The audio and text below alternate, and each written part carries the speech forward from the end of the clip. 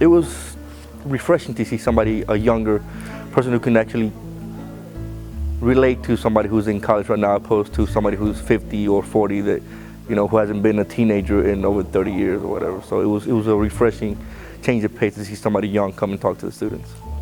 One of the quotes I like that he stated was, "The quality of your life is proportional to the quality of the questions you ask." So that really stood out to me. And as he sat there and ate potato chips, there was a knock on the door. And through the door came this little old lady. And she took the boy, she picked him up, she cleaned his nose, and she asked a question that would forever change his destiny and hers. She asked, "Can I take him home with me?" And she took him out of that environment that he was in. Now, Tony Robbins says it like this: the quality of your life is in direct proportion to the quality of the questions that you ask.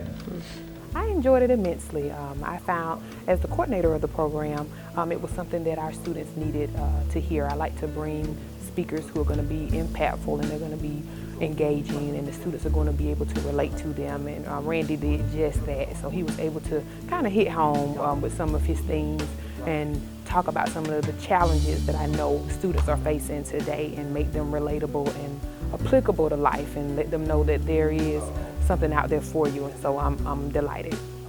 You just think about, man, I just got to get out. My number one goal is just to get out and get out. And what you find is that a lot of people, when they get to that senior year, they don't really want to graduate. So you see a lot of people that should have graduated a long time ago still hanging around. That's one of the reasons why. Because they don't really know what they want to do. It happens so fast. And those 4 years really go by. I like what he said about passion. Don't always do it for the money, do it for your passion.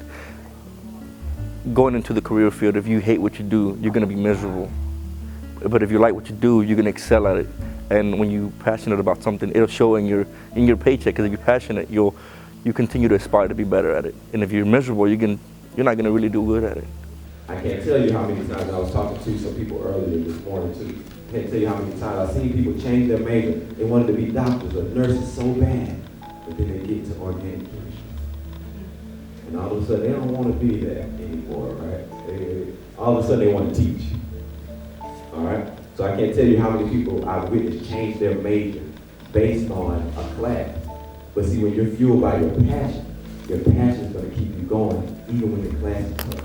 Even if you have to stay up till 3 or 4 o'clock in the morning to study to get it right, you're going to do everything in your power to do that. Because your passion lights a fire inside of you. And nothing can put it out, no matter how hard the work is. Because you already know exactly what you want to do and where you want to go.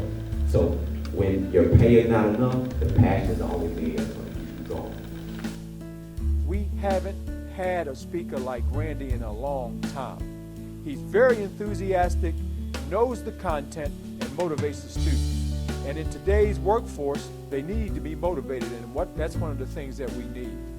When we call Randy, we know he will be here on time and with an excellent presentation. So if I was to call a guest speaker, my first choice would be Randy Williams.